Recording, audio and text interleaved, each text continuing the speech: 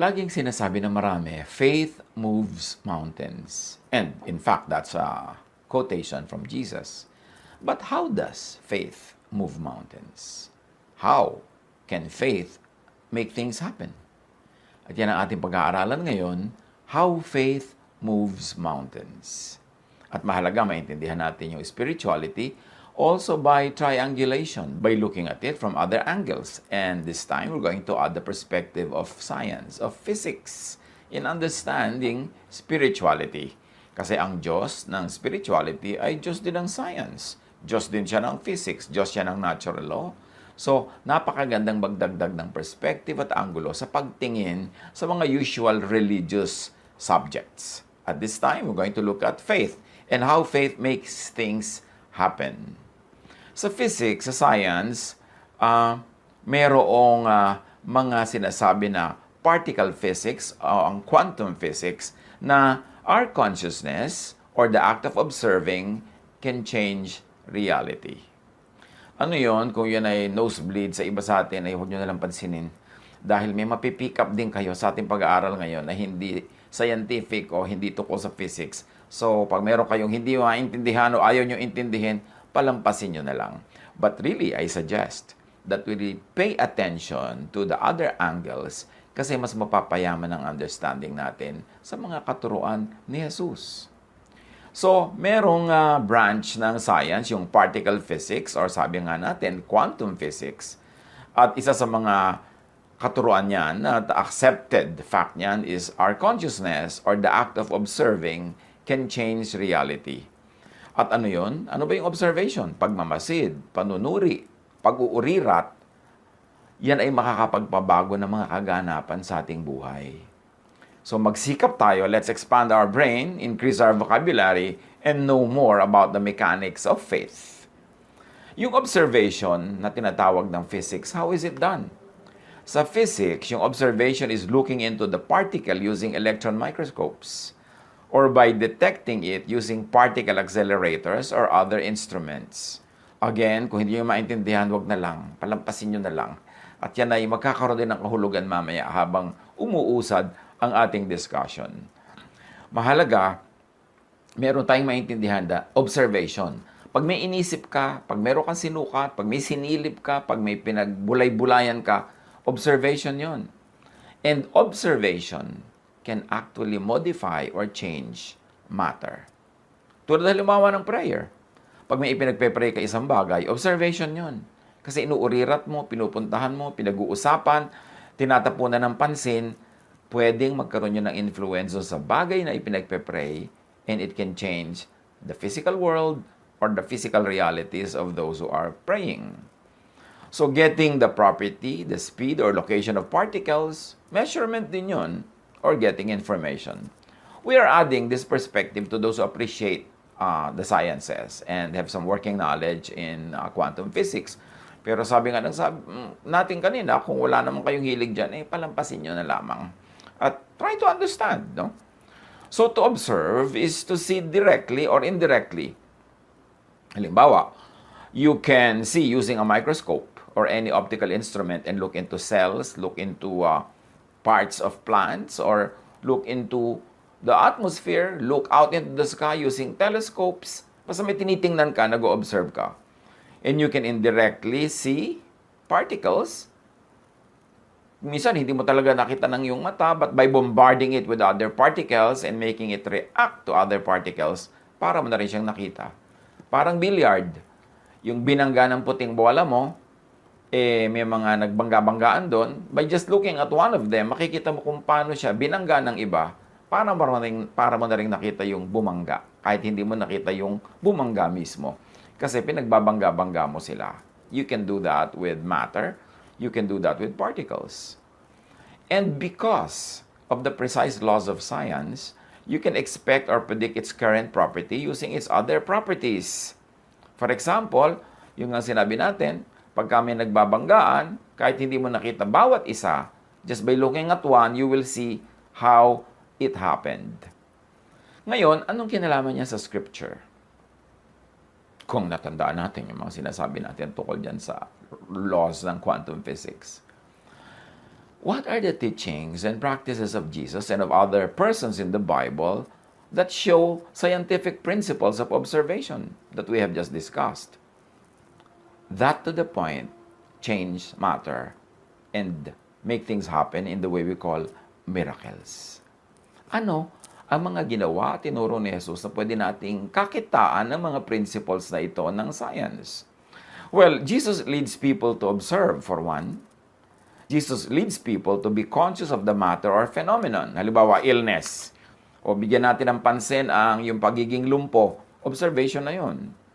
O tingnan natin kung gaano kakalabo ang mata. Observation na yun. So, ginagawa ni Jesus yun. Then, Jesus gets people to expect first. This is important. This is an important aspect of the Jesus miracles. He makes people expect results. Mark 9:23-25, if you can, Jesus said, everything is possible for one who believes.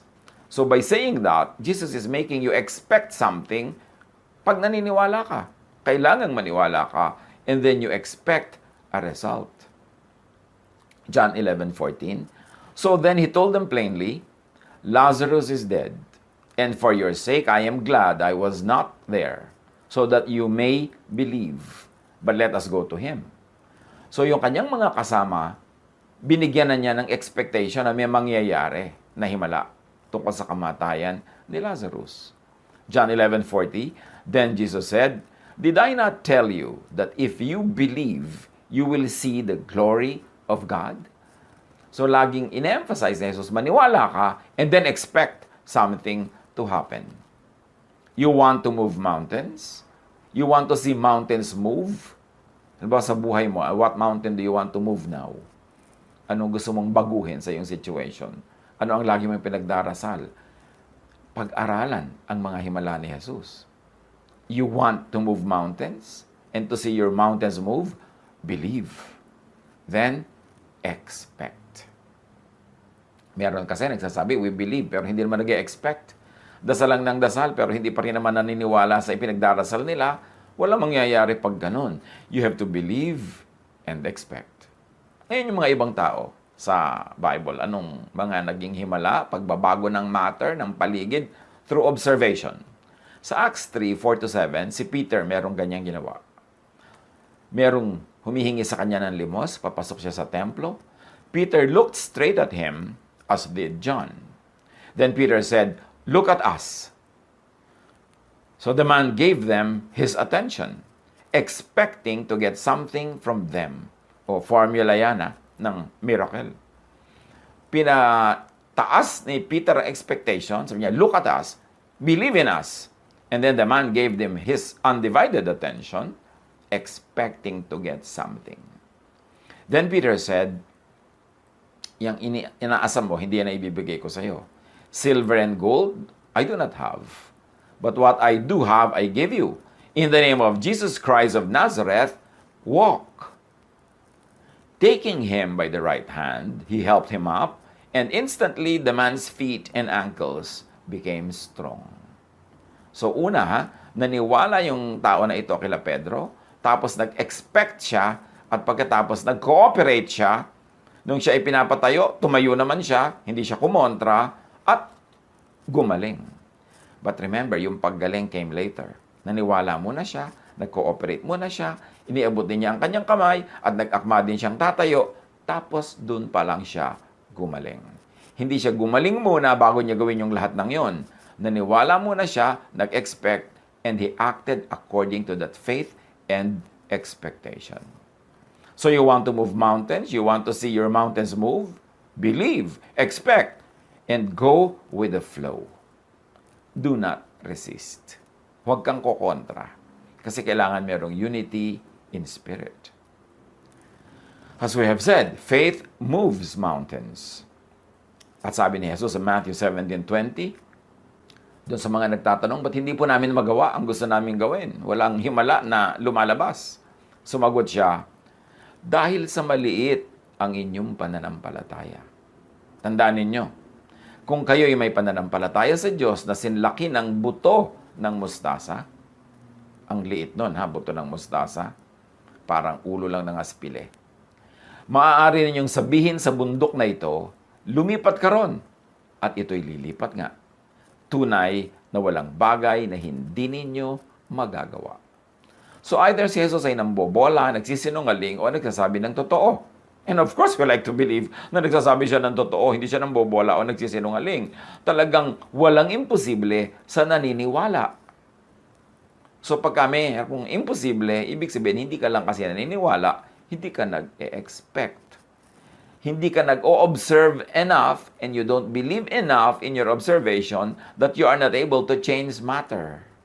That you are not able to change your environment. You are not able to make things happen according to how you want them to happen in your life. Faith, which is really thought, which is actual to the observation in physics, faith, thought, observation affects and changes the form, the composition, and location of matter. In other words, in simple terms, spirit over matter. Faith over phenomenon na napagagalaw ng pananalig ang created things, ang matter, ang physical world. Nakakalakad ka sa tubig, nakakalutang ka sa hangin, nakakapagparami ka ng pagkain, nakakapagpatigil ka ng bagyo. Because faith, thought, observation affects matter. At yan ay paulit-ulit na nangyari sa ministry ni Jesus. Faith even multiplies matter, just like Jesus feeds the 5,000 plus people in Matthew 14:18 to 21. Faith changes matter, like Jesus turns water into wine, John 2:7 to 10.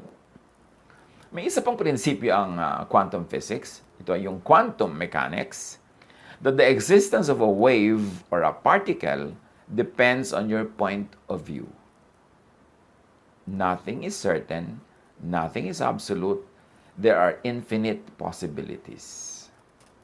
Yung kinreate ng Diyos na mundo, nilagyan niya ng tao na kinreate niya in His own image at binigyan niya ng mandate to manage creation. And what we have forgotten to appreciate, if ever people really knew how to appreciate it, was that we were created in God's image. We were given the power and the priorities of God. Maybe fraction, pero meron. So that when we believe, we can actually ride on the power of God to reorganize, to reset, to recreate creation. Walang certain, walang cast in stone, walang immovable. Everything is possible to those who believe. At yan ang sinasabi ng quantum mechanics. The observer's intention, and in our case, maybe faith or prayer, freezes something into a particle or wave into something definite. In other words, yung creation natin parang lumulutang-lutang na hangin, gumagalaw-galaw na alon, sasayaw-sayaw na tubig. Pwede siyang mag-take ng any shape, any form, pero pag nag-observe ka na, and in our case, pinag-pray mo na, pumasok ka na sa kanyang mundo, tiningnan mo na siya, pinag-usapan mo siya, nanalangin ka, inutusan mo siya in the name of the Lord, yung wave na yon, pwede mo nang gawing ice cube. Yung hangin, pwede mo nang gawin siyang liquid o pwede mo gawing solid. Pagka nag-intervene ka through observation and in spiritual terms through prayer and through faith, yung lulutang-lutang dyan na any possibilities available, ginagawa mo siyang definite. Kini-create, nire-recreate mo siya. Importanteng maintindihan natin yan. Quantum mechanics suggests that our consciousness, our thought, our faith creates and recreates reality. Sa maraming mga Hollywood movies, theme nila ito. At nakakapagtaka, ang galing nila mag-isip. Yung iniisip nila kung paano wawakasan yung kwento nila, tapos mag-a-agree sila na gano'n ang iisipin nila, at nagagawa nila yon. Nabe-bend nila ang kanilang environment through thought. Now, faith heals. Take note that faith of the sick person can heal the same person. Sa mga nangyari kay Jesus, Matthew 9:22, lumingon si Jesus at pagkakita sa kanya'y sinabi, "Anak, lakasan mo ang iyong loob. Pinagaling ka ng iyong pananampalataya." Past tense ha, pinagaling na, tapos na. Nangyari na muna sa spiritual world yung pagpapagaling, pero hindi pa nangyayari sa physical world. Noon day gumaling ang babae. Sumunod na mangyari sa material world. Ito yung babaeng dinudugo. Sabi ni Jesus, lakasan mo ang iyong loob, pinagaling ka na ng iyong pananampalataya. Bakit hindi ko pa po nakikita? Sabi ganun, ngayon, gumaling ka na. Nauna na yan sa spiritual world. Bakit? Naniwala ka eh. Sabi mo, mahawakan ko lang yung dulo ng damit niya, gagaling ako. Tapos nag-cooperate ka, hinawakan mo nga, nag-intervene ka, nag-observe ka. In-observe mo yung bleeding. With faith, with expectation, napatigil mo siya. At dahil nananalig ka, creation, heaven, God honored it, and what you wanted happened. At malinaw kay Jesus, hindi ako nagpagaling sa iyo. Ikaw, ang iyong pananampalataya, ang may kagagawan niyan. Mark 10:52, sinabi ni Jesus, makakaalis ka na. Magaling ka na dahil sa iyong pananampalataya. Noon din nakakita siyang muli at sumunod kay Jesus. Again, nauna ang declaration ni Jesus, makakaalis ka na, magaling ka na. Dun pa lang nakakita. Matapos na, sabihin ni Jesus na tapos na ito. Tapos na sa spiritual world. Tapos na sa unseen world. And then, nagmanifest sa physical world. At ang ginawa niya, sumunod siya kay Jesus. Sa medical science, meron silang sinasabi na placebo effect. A placebo is anything that seems to be a real medical treatment, but physically isn't. Marami ng ganyang ginawa sa mga ospital, sa mga experiments, sa controlled environments. 2 sets of patients, yung isa papainumin nila ng kung ano lang, hindi naman tunay na gamot, pero sasabihin nila, ito ang gamot sa inyong sakit. At yung isa naman, papainumin nila na hindi naman nila sinasabing gamot yon. So yung mga pinainom ng sinabing gamot ito at pinaniwalaan nilang gamot yon, naggalingan o nakatanggap sila ng mga improvements sa kanilang kalagayan, yung mga complaints nila nawala, kahit yung ininom nila hindi totoong gamot. Kasi naniwala silang gamot yon. The placebo effect is not yet fully understood by science. Why it happens, but it is definitely true and proven and accepted. It is an effect due to the patient's belief in the treatment. At may mga experiments pa sila. Yung may mga pasyente, group A, may nagpe-pray para sa kanila, hindi nila yun alam. At may group B ng mga pasyente, wala nagpe-pray para sa kanila. Yung group A, mas nagre-respond sa medication, mas mabilis naggalingan, at mas nag-i-improve ang situation. Meron talagang power ang prayer. Because prayer is observation. Prayer is intervention with the material world through a spiritual method and a spiritual way. At proven yan that yes, inquiry, prayer, watching what happens in the material world through observation can change it. So yung placebo effect na yan only means faith at work. So may relationship ang mind and body. Placebo effect is due to a person's belief and expectations. Kaya may mga tao na pupunta pa lang sa doktor, nasa daan pa lang, gumagaling na. Meron naman, kahit anong gawin ng doktor, hindi siya gumagaling, hindi siya tinatablan, kasi hindi siya naniniwala sa doktor. Sasabihin niya, ay, ayokong paggamot dyan, kamukha ni kamatayan. So, hindi siya tatablan kahit anong mangyari, kasi hindi siya naniniwala. Kailangan maniwala. In fact, meron akong kilala personally. Siya ay merong religious belief na ayaw nila ng blood transfusion. Pagkatapos, dinugo siya, dinala siya ng kanyang biyanan sa ospital, kailangan ng blood transfusion, ayaw niyang pumayag. Nauubos na yung dugo niya, mamamatay na siya. So, yung biyanan na ang nag-decide, lagyan niya ng dugo. Ako nang bahala. Dali, lagyan niyan. Alam niyo, sa pag-ayaw ng pasyente, kahit nahihina siya, ayaw pumasok sa kanyang ugat yung dugo. Kasi yung kanyang faith, ano mang faith yon, at hindi natin ginadjudge kung correct or wrong yung faith, pero yung faith talaga works and it intervenes with physical reality. Sad to say that patient died. Pero yung kanyang kaayawan na pumasok ang dugo sa kanyang vein, yun ang nakapangyari.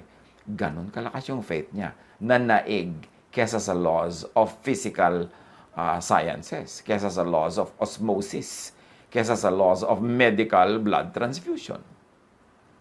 Expectation, faith, reorders the physical world. Pag naintindihan natin ito, magiging very powerful ang ating prayer life. Hindi magiging parang useless exercises. Mangyayari talaga ang gusto nating mangyari. Matutupad ang matutupad. Belief in something as stimulant stimulates. Belief in something as relaxant relaxes. May mga experiments niyan. Sa medicine, sa therapy. Pag sinabi mong, ito pong ipapaamoy ko sa inyo, nakakaantok. Inaantok na pag naniwala siya. Ito pong papaamoy ko sa inyo, pampasigla. Pero kahit yung pala, pareho lang na tubig lang yon. Pero pag naniwala siyang pampasigla yon, sisigla nga. Yan ang placebo effect. Hindi ibig sabihin useless, ha? Hindi ibig sabihin fake. Ibig sabihin lang, yung paniniwala achieves something.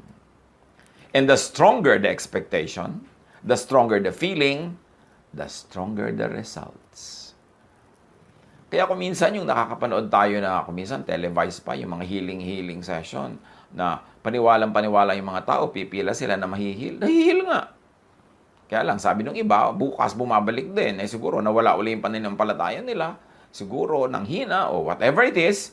Pero meron talaga nangyayari pag naniniwala ang tao. Faith heals. And note that faith of the sick person heals. But also the sick person's father or mother or master or keeper can intervene. The faith of other interested persons can also intervene. In other words, this is the intercession of a stakeholder.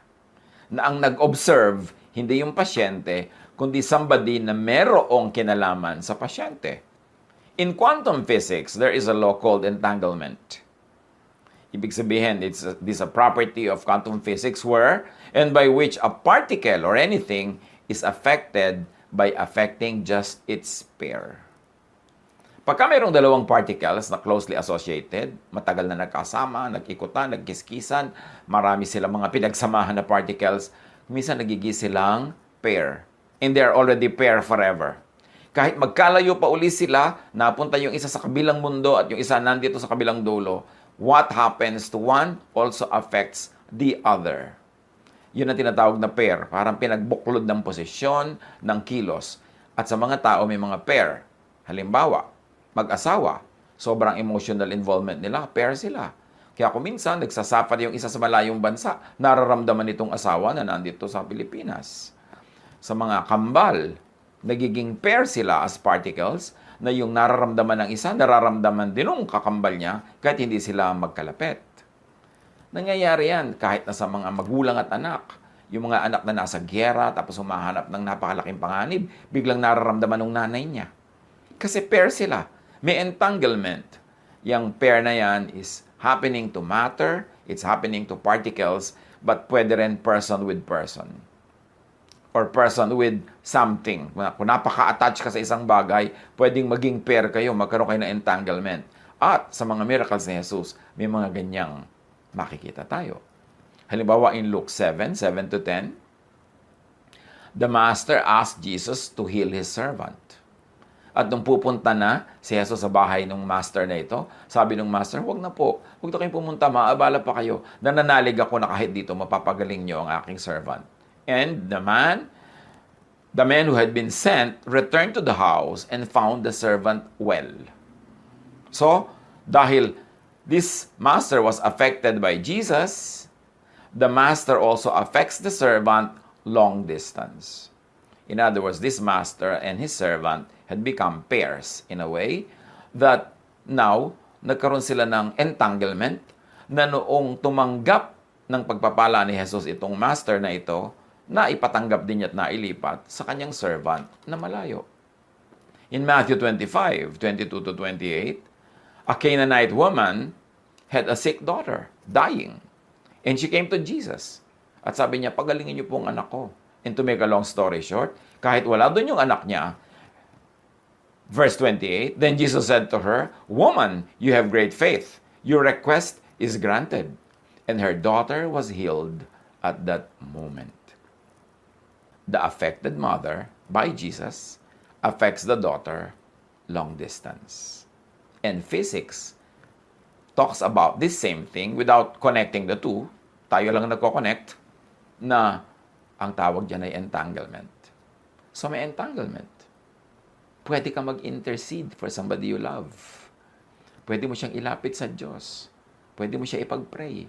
Kasi pag binless ng Diyos yung prayer mo, maililipat mo yung blessing na yon, whether you know how or you don't know how, doon sa ka-pair mo, doon sa ka-entangle mo, doon sa merong kayong commonality at kayo'y merong pagkakaisa at kayo ay sangkot sa isa't isa. Faith changes the spiritual and material world. Katulad sa Hebrews 11:11, si Sarah na hindi na pwedeng manganak, nanganak pa. Kasi nga, nothing is impossible for those who believe. Mark 11:23, tandaan ninyo ito, sabi ni Jesus, kung kayo'y nananampalataya sa Diyos at hindi kayo nag-aalinlangan, maaari niyong sabihin sa bundok na ito, umalis ka riyan at tumalon ka sa dagat, at ito nga ay mangyayari. Now, pag tinignan natin yung lokal where Jesus was speaking, it was in Israel, it was around many mountains in Israel, at kahit lalo na sa bundok ng Zion, sa Jerusalem, ang layo niyan sa dagat, ang layo. So dinagdagan pa ni Jesus ng drama yung sinasabi niya. Hindi ka lang susundin ang bundok na tatalon siya dyan lang sa bangin, kahit doon sa malayong dagat. But take note of the quantum physics uncertainty principle. This is another principle of quantum physics, uncertainty.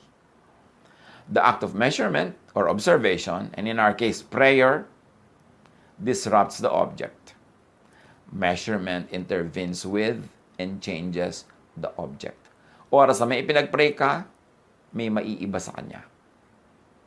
Oras na may pinansin ka, inilapit ka sa Diyos, pinansin mo ang sakit niya, pinansin mo ang situation niya, dahil may observation kang ginagawa sa kanya, merong mangyayaring pagbabago. The more precisely we know an object's position at the time of measurement, sabi ng physics, the less we know about its whereabouts after the measurement. So, kahit na alam mo kung nasan yung item na yon nung mine-measure mo, pagka-measure mo, hindi mo na malalaman kung saan siya naroon at saan siya pupunta. Kasi yung act mo ng pag-measure, act mo ng pag-observe, act mo ng pakikialam sa kanya, changed that object, changed that matter, changed that particle. So, naalaman mo lang noong ino-observe mo siya. But matapos yun, pupunta siya sa ibang lugar at hindi mo malalaman kung nasan yun. This uncertainty is inherent in the laws of quantum physics. Otherwise, kung hindi ganun yun, you would have a deterministic world which precludes free will. Now, pumapasok yung free will. You see the interplay of physics, quantum physics, and spirituality as we know it from the Bible. Na may free will. Kasi kapag pinag-pray mo ang isang tao, nag-intervene ka sa kanya, pagka meron kayong interaction, merong uncertainty principle that will take effect. Na magkakaroon siya ng pagbabago that is beyond your control and probably will be beyond your knowledge.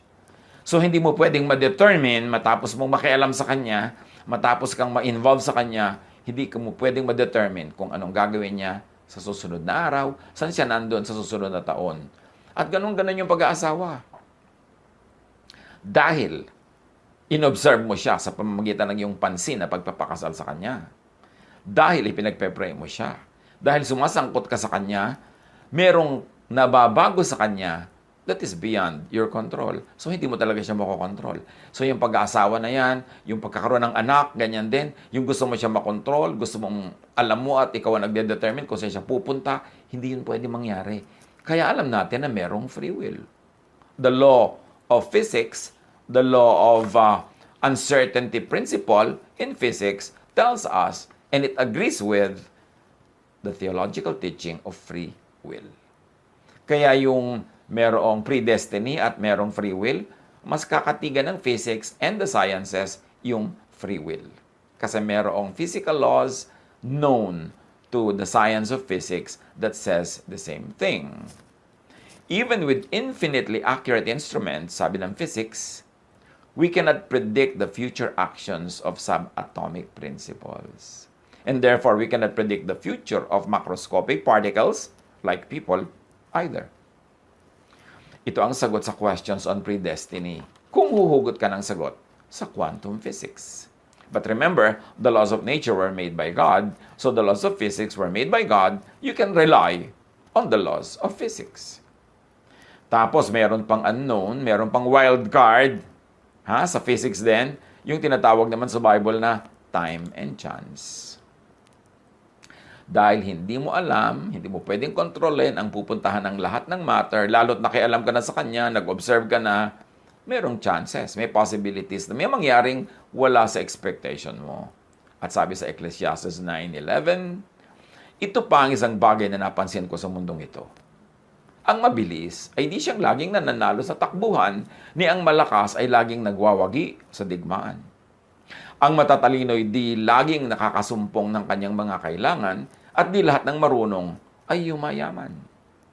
Napapansin ko rin na di lahat ng may kakayahan ay nagtatagumpay. Lahat ay dinaratnan ng malas. Sabi ng Ecclesiastes 9:11, bad luck happens to all. Sabi ng ibang version, time and chance happens to all. Yung nagsasabi ng time and chance, ayaw kasi nilang sabihin yung word na bad luck. Kasi maraming mga religious people na ayaw gamitin yung word na yon, although the Bible says it. So, wala talaga nakakatiyak. Walang nakakaalam.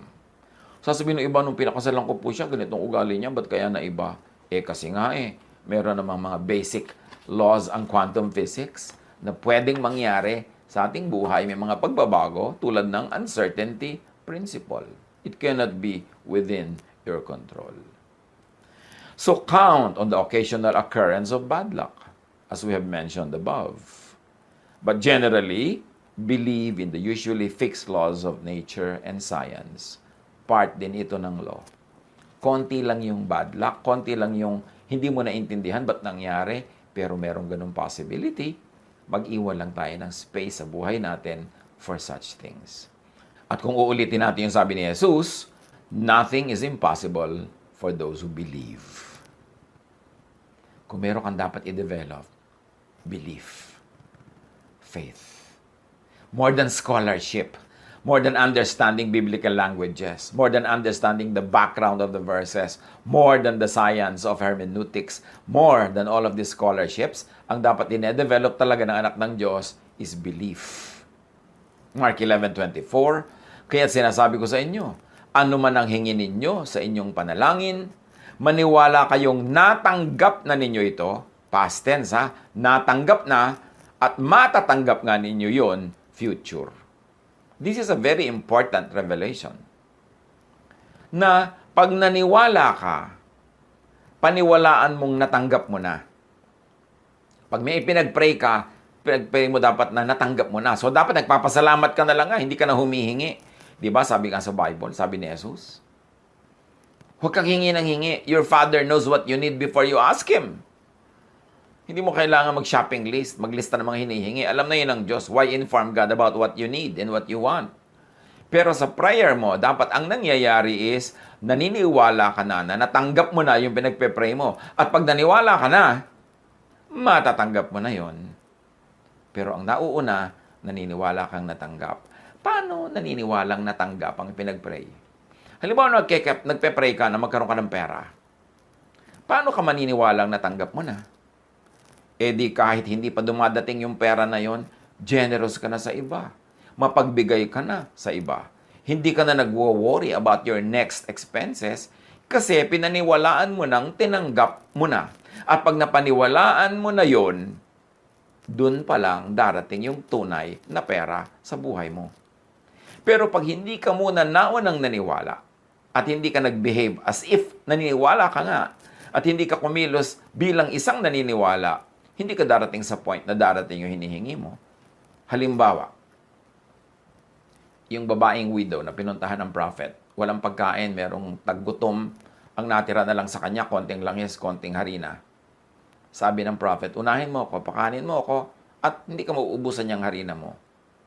Alam niyo kung ba't hindi naubusan yung babae? Kasi naniwala siya sa prophet. At paano natin nalamang naniwala siya? Yung huli niyang harina, yung huli niyang langis, niluto niya, ginawa niyang tinapay at ibinigay sa prophet. Yun ang naniniwala. Pero yung nagsasabing, ay, paano yan? Mauubusan kami at sa lagay, bibigay ko sa kanya, dinawalan na kami. Wag na, amin na lang to ng anak ko. Tapos sinolo nila, bukas wala na, namatay na sila sa gutom. Kasi hindi talaga sila naniwala. Okay, naniniwala kang pagagaling ka ng Diyos? Nasaan ang kilos mo na pinagaling ka na? Nasaan yung kilos mo na ibinigay na sa yung kailangan mo? Ipinagpe-pray mo sa Diyos na magkaroon ka ng asawa? Nasaan yung kilos mo na binigyan ka na? Inireserba mo na ba ang sarili mo? O ipinamimigay mo kahit kaninong unang dumaan? Yung kilos mo dapat, yung ginagawa mo sa buhay, is already an expression sa paniniwala mong natanggap mo na nga. So, ipinagpe-pray mo na magkakaroon ka ng trabaho. Anong kilos mo na may trabaho ka na nga ibinigay sa iyo ang Diyos? Nagpe-prepare ka na? Nagpe-prepare ka na pumasok? Naghahanda ka na sa mga skills mo? Hinahanda mo na yung mga kailangan mo para sa trabaho na yon? Pag ginawa mo na yon at naniniwala ka na ngang tinanggap mo na, dun pa lang darating. Kaya maraming prayer, sayang.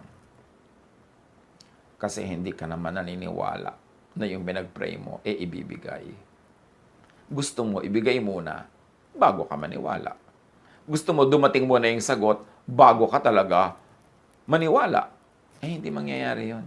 Dahil sabi ni Jesus, maniwala kayong natanggap na ninyo past tense at matatanggap nga ninyo yon future tense. Mark 9:23, may nagsabi kasi kay Jesus, kung may magagawa po kayo, gawin nyo naman para sa amin. Kung may magagawa ako, tanong ni Jesus, mangyayari ang lahat sa sino mang may pananampalataya. Parang sinasabi ni Jesus, hindi ako, kundi ikaw at ang faith mo ang gagawa niyan. Matthew 21:22, anumang hingin ninyo sa panalangin ay tatanggapin ninyo kung naniniwala kayo. Lagi ang tanong ng mga tao, how to pray? May mga seminar pa, how to pray? Meron pa mga training, mga manual, how to pray. Hindi methods ang how to pray. Isa lang yun. How to pray? Believe. And the training that you really want and need is not on method. It is on belief. Huwag kang mag-train ng how to pray, how to project your voice, how to do this, how to do that, anong gagawing language, anong posture. No. Trainin mo ang espiritu mong manalig. Kasi pag nananalig ka, hindi mo na kailangang mag-pray with words. Kasi yung tunay na prayer, hindi with words, with imagination, with feeling. Nagpe-pray ka na pagagalingin ka, ang umaandar na sa iyong utak, ang nai-imagine mo na at nararamdaman mo na talaga is galing ka na. Dahil naniwala kang tinanggap mo na. At pag nakarating ka sa ganong stage ng paniniwala, na tinanggap mo nga ang hinihiling mo, dun mo pa lang talaga matatanggap. Faith muna, belief muna, angkinin mo na muna, believe that you have received it, and then after believing that, and living your belief, living it out, then you will receive it. Nothing is impossible for those who think and believe, for those who are conscious. And if we're going to use the terms of quantum physics, nothing is impossible for those who observe, those who pray, those who believe. Training should not be on method of prayer, but on observing, on pakikisangkot sa particle, sa bagay, sa idea, sa phenomenon na ipinagpe-pray. Is prayer an act of observing? An academic question. In extension, yes. To extend the laws of quantum physics. Because praying is like measuring. You are trying to get the information you want or for an event to happen. Observation yon. At ganun ang ginagawa ng prayer. Praying is like predicting or expecting an outcome. Ganun talaga yon. Kaya sabi, di ba, ipagpasalamat mo na natanggap mo na. Kasi ang prayer, hindi lang umaasa. No! Naniniwala kang tinanggap mo na. You are predicting and expecting an outcome. And in physics, observing ang tawag doon. In religion, prophesying ang tawag doon, which is believing and claiming. Kaya yung mga naniniwala sa prophecy, they live according to what the prophecy says. So if you believe in your prayer, do you live according to what your prayer says?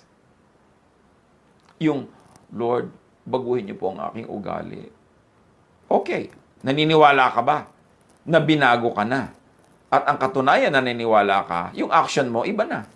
Yung mga pananaw mo, iba na. At pagka ginawa mo yon, dahil naniniwala ka to the point of living it out in your life, the real thing will happen.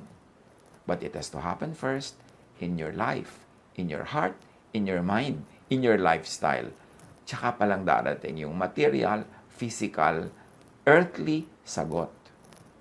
Matthew 17:19-20. Pagkatapos ng sila-sila na lamang, lumapit ang mga alagad at tinanong si Jesus, bakit hindi po namin mapalayas ang demonyo? Sumagot siya, dahil sa maliit ang inyong pananampalataya. Tandaan ninyo, kung kayo'y may pananampalataya sa Diyos na sinlaki ng buto ng mustasa, maaari niyong sabihin sa bundok na ito, lumipat ka ron, at ito'y lilipat nga. Tunay na walang bagay na hindi ninyo magagawa. At hindi lang yung fig tree, ang pinapalalipat, pati yung bundok. Pwede daw mangyari yon because this is about the fig tree incident. Ngayon sa physics, sa quantum physics, may isa pang principle called quantum tunneling. Ano yon? A phenomenon when a particle is able to penetrate a barrier that it should not be able to go through. May ganong phenomenon ng quantum physics. Yung particle na hindi niya kayang sumuot sa isang lugar, halimbawa bola, hindi niya kayang sumuot sa pader, pwedeng mangyari. Yun ang sinasabi ng quantum tunneling. Sometimes, an electron will tunnel to a location where, according to classical physics, it could never appear. Nangyayari yan sa tunay na buhay na may mga electrons na bakit nakasuot, nakalampas agad itong mga barrier, samantalang kung papakinggan mo lang ang classical physical laws, hindi yun pwede mangyari, pero nangyayari as understood from the lenses of quantum physics. It is like bombarding a wall with a tennis ball. In classical physics, the balls will never be able to get through. Unless, of course, you throw the ball with enough force to break the wall. But in quantum physics, everything is a wave of possibilities. Remember, pinag-aralan na natin na sa quantum physics, walang permanent, lahat in continuous creation and recreation. At by intervention, by observation, pwede mong baguhin yung nag-i-exist na mga bagay-bagay dyan. So yung particles, like the ball, will have a possibility of appearing on the other side of the wall if you give them enough chances. That is what quantum physics says. It's like throwing the tennis ball to the wall many, many, many times. Then one of those times lulusot siya. On one chance of possibility, it will go through the wall. Ang tawag doon, spiritual tunneling. Ngayon, anong tawag dyan sa spiritual terms? Pray without ceasing. Na kahit yung parang imposibleng mangyari, yun ang sinasabi halimbawa ng laws. Sa quantum tunneling, pag hindi mo tinigilan ng kagagawa ka uulit, one chance magkakaroon yan, lulusot. So pag pinaandar natin yung laws of tunneling, ginawa nating spiritual tunneling, sabi sa Ephesians 6:18, pray in the Spirit on all occasions with all kinds of prayers and requests. Manalangin kayo sa lahat ng pagkakataon, humiling at sumamo sa patnubay ng Espiritu. And 1 Thessalonians 5:17, pray continually. Pray without ceasing. Palagi kayong manalangin. Sa kauulit nyo, kapapanalangin nyo, kahit yung imposible will have one chance that it could happen and it can happen. James 5:16-18. Malaki ang nagagawa ng panalangin ng taong matuwid. Si Elias ay isang tao na tulad din natin. Nang mataimtim siyang nanalangin na huwag umulan, hindi nga umulan sa loob ng 3 taon at 6 na buwan.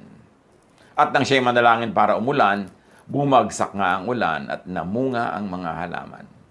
Quantum tunneling. Yung ipinagpe-pray mo, huwag mong pagsawaang ipag-pray. Kasi hindi mo alam na biglang magkaroon ka ng chance, makalusot yung isang prayer mo through the wall na tinatawag ng quantum physics na quantum channeling. Na tinatawag lang natin na fervent prayer, persistent prayer, yung hindi maawat na faith. Because faith can move mountains and faith can make tennis balls pass through concrete walls. But pray from and out of faith. Pray expectantly. Pray in spirit. Hindi kailangang words. And pray not just with affected, empty words. Kaya sa prayer, ang turo ni Jesus, Matthew 6:5-8, kapag nananalangin kayo, huwag kayong tumulad sa mga mapagkunwari. Mahilig silang manalangin, nakatayo sa mga sinagoga at sa mga kanto upang makita ng mga tao. Bakit ganito ang turo ni Jesus na huwag ganito ang prayer? Kasi mahirap mag-focus. Mahirap manalig, mahirap maniwala, mahirap mag-expect, at mahirap mag-tunneling kung meron kang audience na iniintindi, kung tinitingnan mo pa yung volume ng boses mo sa panalangin, anong vocabulary mo, anong words ang gagamitin mo, paano mo sasabihin ng maganda para ma-impress sa mga tao o para maintindihan nila, paano ka magfo-focus sa faith mo, paano na yung quantum tunneling mo. At sabi ni Jesus, tandaan ninyo, yung mga ganyan mag-pray, tinanggap na nila ang kanilang gantimpala. Ngunit kapag mananalangin ka, aking mananampalataya, aking anak, pumasok ka sa iyong silid at isara mo ang pinto. Saka ka manalangin sa iyong ama na hindi mo nakikita. Kasi kahit hindi mo nakikita yung ama mo, mas mabuti nga kasi yung imagination mo will be limitless.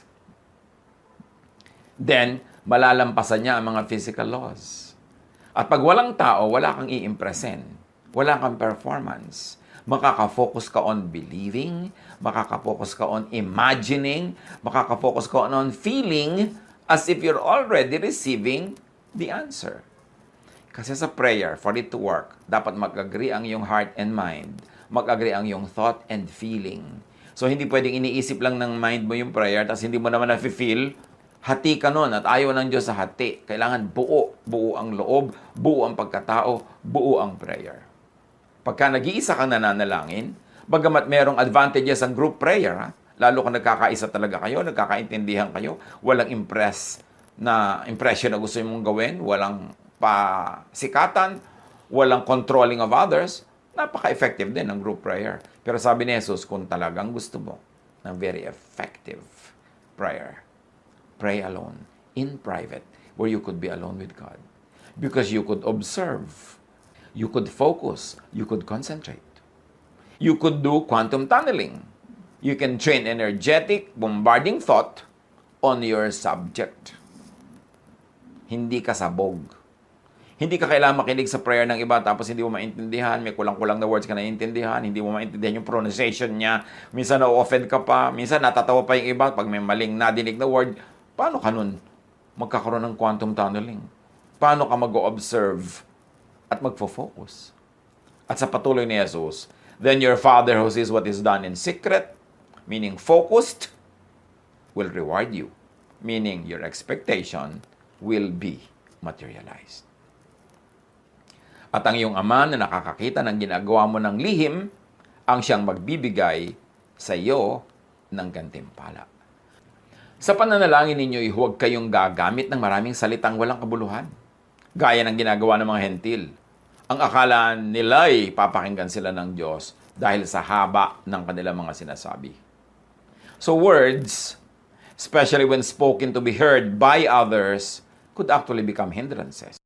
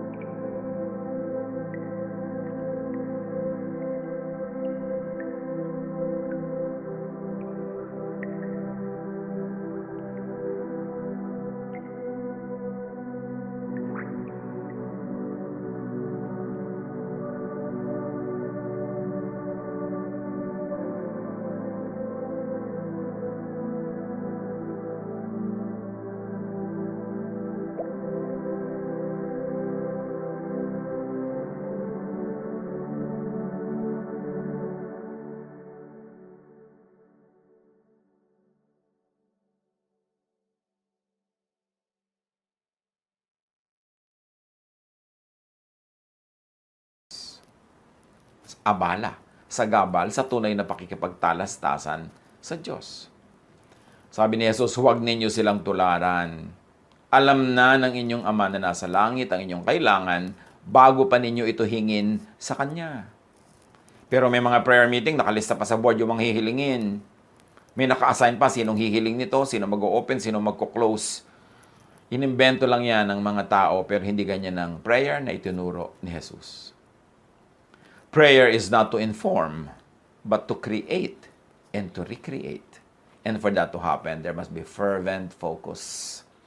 There must be utmost and complete attention to what you are doing so you can observe, you can intervene, you can recreate creation. Group prayer could also be effective, but only when all those who are present pray as one and when they totally agree. Matthew 18:19, tandaan din ninyo, kung ang dalawa sa inyo ay nagkaisa dito sa lupa sa paghingi ng anuman, ito'y ipagkakaloob sa inyo ng aking Ama na nasa langit. So when two agree, God will give it. But two does not always have to mean two distinct persons. Well, it can really mean that, pero hindi limited doon ang meaning. Two here could be one person's heart and mind, feelings and thought. Yung tao, parang two, yan eh. Meron kang puso at isip. May nadarama ka at meron kang iniisip. Kaya dapat agree yun. When your feelings and your thought, when your heart and your mind agree, buo ka, isa ka lang, magaganap ang iyong pinaniniwalaan at hinihiling. True, powerful, effective faith and prayer that moves mountains come from one heart and mind, one feelings and one thought. Kaya dapat faith mo buo. Kung may kasama ka, iba yung paniniwala niya, hati na kayo, wala na kayo ma-achieve. At kahit nag-iisa ka, hindi ka naniniwala sa sinasabi mo, hindi ka naman talaga nag-expect sa ipinagpe-pray mo, hati ka rin, don't expect that it will happen. James 1:6-8, subalit ang humihingi ay dapat magtiwala sa Diyos at huwag mag-alinlangan. Sapagkat ang nag-aalinlangan ay parang alon sa dagat na itinataboy ng hangin kahit saan. Huwag umasang tatanggap ng anuman mula sa Panginoon ang taong pabago-bago ang isip at di alam kung ano talaga ang nais niya. How could you quantum tunnel? How could you focus and keep on hitting that wall with the same ball kung hati ang iyong loob? Faith, thought, observation alters created things, recreates created things, transcends, bends, overrides, remakes natural law. Yes, may natural law. At habang kaya mo, up to what is possible, observe and submit to natural law. But you are not limited to and by natural law. Kasi meron ding, ngayon ay ibinubunyag ang quantum physics na matagal lang itinuturo ni Jesus, faith can move mountains. Faith can override natural law. Pero, unless you really have the conviction to override natural law, it is simpler and easier to just abide by it. Pero kung talagang kailangang ma-override yan, and then, i-override mo siya. But through what? Through tunneling, through observation, through prayer of faith para tumalab. As first choice, as automatic fallback, as to be more certain, observe natural law. But when able, when empowered by great faith, change, modify, reorder the physical world by, with faith, prayer, and expectation. Because God says, and then the physical world complies. God said, let there be light, nagkakalight. Jesus rebukes the wind and the waves, tumitigil. Si Pedro, sabi niya kay Jesus, papaglakarin niyo po ako sa tubig, gusto kong pumunta sa inyo. Sabi niya, halika. At naglakad siya sa tubig. Kasi naniwala siya. At kailan siya hindi lumubog? Nung tumungtong na siya. Hindi yung sinabi niyang, i-prove niyo muna na hindi ako lulubog bago ko tumungtong. Tumungtong siya, at saka siya hindi lumubog. And Jesus says to us, to His disciples, believe, then command this mountain, and it will comply. John 11:39-40. Alisin niyo ang bato, utos ni Jesus, dahil bubuksan yung libingan para pabangunin niya at buhayin si Lazarus. Ngunit si Martha, na kapatid ng namatay, ay sumagot, Panginoon, nangangamoy na po siya ngayon. 4 na araw na siyang patay. Sinabi ni Jesus, hindi ba't sinabi ko sa iyo na kung sasampalataya ka, ay makikita mo ang kaluwalhatian ng Diyos? So pag sinabi mong, yes, naniniwala ako, Lord, buhayin mo po ang aking kapatid, buhayin mo ang aking kapatid, buhayin mo ang aking kapatid, tapos nung bubuksan na yung bato, tinatakpan mo yung ilong mo dahil maaamoy mo yung baho, hindi ka naman naniniwala na bubuhayin kasi meron man naman buhay na mabaho. Pag nagtakip ka ng iyong ilong o sinabi mo, huwag nating buksan kasi aalingasaw, hindi ka naniniwala sa sarili mong prayer. Yan ang sinasabi natin kanina pa. Kung talaga naniniwala ka, you will live and act it out in your practical life. Your faith will be displayed by your actions, by your lifestyle. Yung naniniwala ka na magpo-provide ang Diyos, mabait ang Diyos, pray ka ng pray na mag-provide sa'yo, tapos ang damot-damot mo para siguradong meron ka, hindi ka naniniwala sa prayer mo. Naniniwala ka, Lord, provide niyo po kami ng needs namin, bigyan niyo kami ng mga pangangailangan namin. Therefore, sa action mo, hindi ka na madamot, palabigay ka, kahit hindi pa dumadating yung hinihingi mo. In fact, kaya nga darating yun, kasi naniwala ka na to the point na nagpapamigay ka na ngayon, generous ka na, as if ang yaman-yaman mo na, hindi pa naman. Kasi, sa puso mo, nangyari na yung prayer mo. 1 Corinthians 2:9, subalit tulad ng nasusulat, hindi pa nakikita ng mata o naririnig ng tainga, ni hindi pa sumasagi sa isip ng tao ang mga inihanda ng Diyos para sa mga umiibig sa Kanya. Hindi pa daw natin na-imagine kahit konti yung mga lahat ng tunay na regalo ng Diyos, inihanda niya at handa niyang ibigay. Bakit hindi natin nakikita? Ba't hindi sumasagi sa ating isip? Limited kasi tayo ng ating little faith.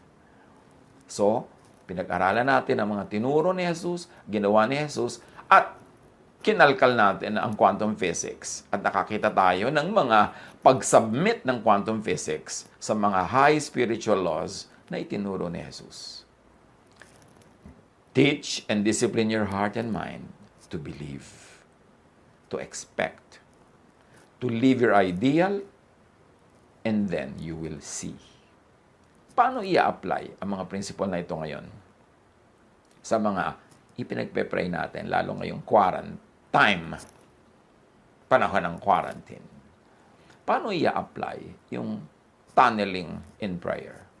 Paano i-apply yung observation that you really focus on something, believe, and already behave, and believe that you have accepted the answer so that that answer will arrive. Pagbulay-bulayan, pag-isip-isipan. At huwag ire-refuse na mag-aral ng Biblia na gumagamit din ng lente ng mga ibang sciences, ibang branches of knowledge. Because the earth is the Lord's and everything in it. All scientific laws, all aesthetics, all policies, all systems were created by God.